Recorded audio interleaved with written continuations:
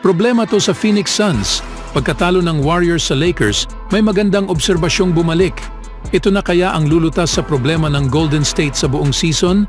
Willie Cauley-Stein, may bagong team na. Ngunit bago ang lahat, kung gusto nyo ng matibay na basketball shoes, new Adidas fashion, mabibili lamang sa halagang $1,299. Click lamang ang link sa comment section or bisitahin lamang ang tfen.com for more high-quality shoes. Hindi maganda ang takbo ng mga laro para sa outburst ni Devin Booker. Una, nagtala siya ng big 62 points upang bigyan ng boost ang Phoenix Suns, ngunit natalo sila laban sa Indiana Pacers. Pagkatapos, nakaharap nila ang Orlando Magic na pinamumunuan ni Paolo Banchero. Nagtagumpay pa rin ang shooting guard, ngunit pareho ang naging resulta. Maaring alam ni Kevin Durant ang pangunahing dahilan para sa mga paghihirap na ito, ayon kay Dwayne Rankin ng AZ Central. Isinusumpa ko ang lahat ng ito sa akin dahil sinimulan ko ang laro kasama ang mga turnovers. Iyon ay nagbigay inspirasyon sa aking koponan na gawin iyon. Nang magkaroon ako ng turnover sa unang quarter, naudlot ang momentum ng koponan. Nagkaroon ako ng ilang masamang shooting sa third quarter, nagkaroon din ako ng turnover doon sa transition, sabi ni Kevin Durant hinggil sa pagkatalo ng Suns sa Magic. Malaki ang punto ni Durant. Ang kanyang koponan ay nagkaroon ng 22 turnovers, samantalang ang Magic ay may 7 turnovers lamang. 12 dito ay nanggaling sa mga steals na lubos na nagpabago sa momentum at bumagsak ang Suns offense. Naitala pa rin ni Durant ang 15 points kasama ang 5 assists upang manatiling malapit, ngunit ang koponan na pinamumunuan ni Paolo Banchero ay sa huling umangat.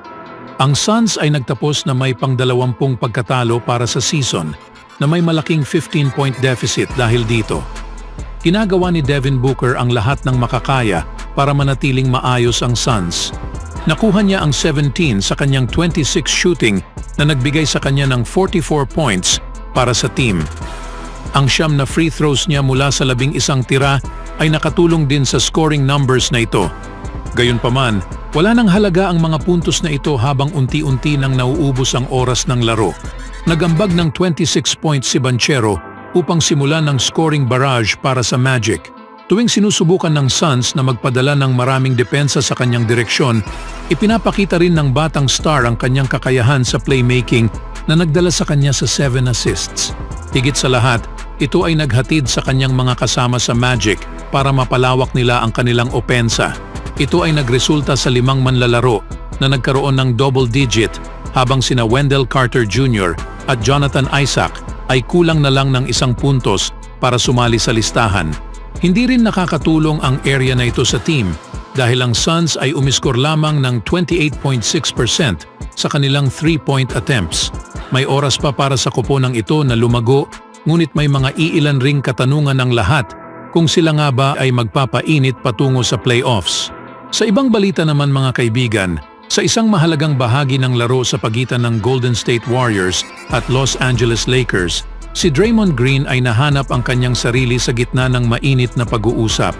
Sa loob ng hindi hihigit sa 16 seconds at ang Warriors ay na-trail sa 117-116, kinailangan nilang gumamit ng foul upang itigil ang oras.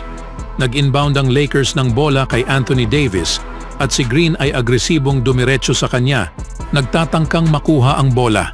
Gayunpaman, nagkaroon ng maselang bahagi ang sitwasyon nang maswipe ni Green at nagdikit sa mukha ni Davis ang mga braso nito, bagay na nagdulot ng reaksyon mula sa parehong koponan. Ang mga manlalaro ng Lakers ay nakikitang naging upset at humingi ng pagsusuri upang malaman kung ang aksyon ni Green ay nararapat bang tawaging flagrant foul. Si Jared Vanderbilt ay nagsignal sa mga referees na nagsasaad sa pangangailangan para sa masusiang pagsusuri ng laro.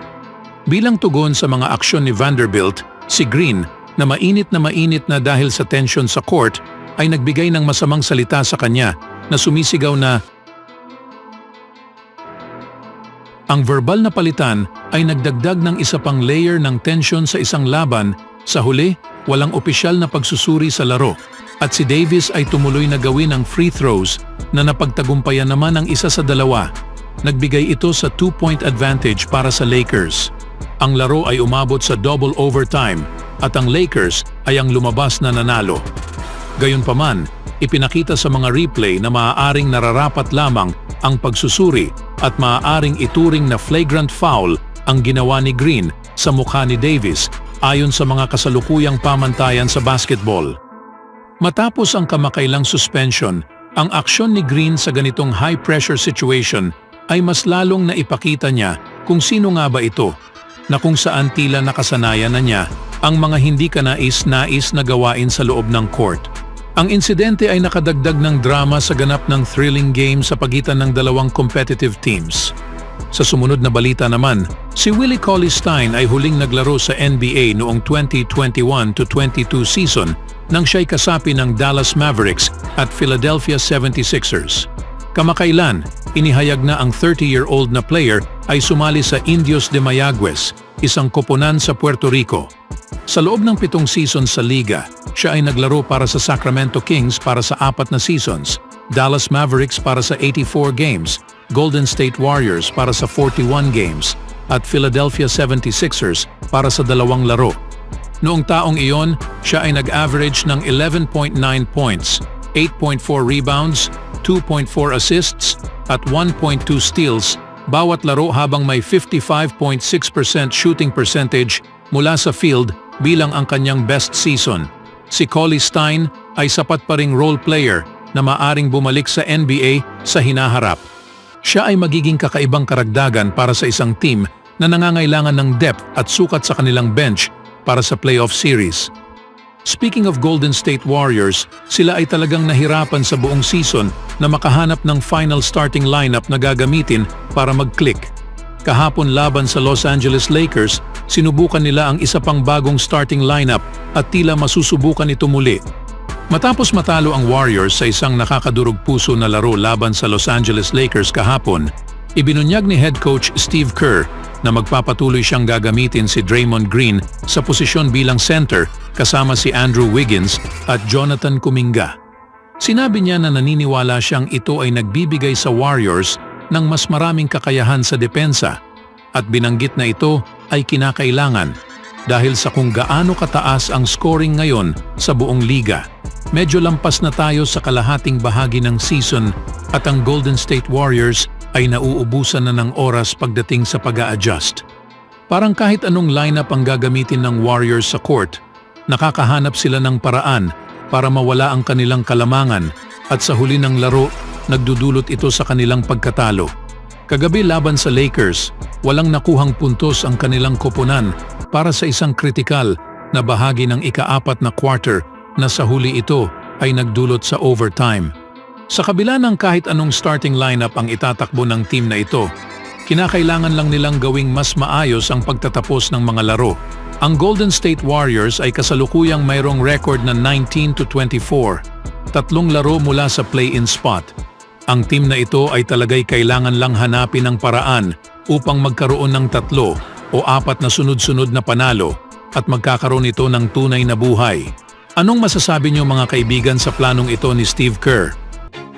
Always do it on my own, so I gotta get through it. And the only thing I know is to love what I'm doing. Never give up, never slow, till I finally prove it. Never listen to the no's, I just wanna keep moving. Keep my head up when I act, head up that's a fact. Never looking back, I'ma keep myself on track.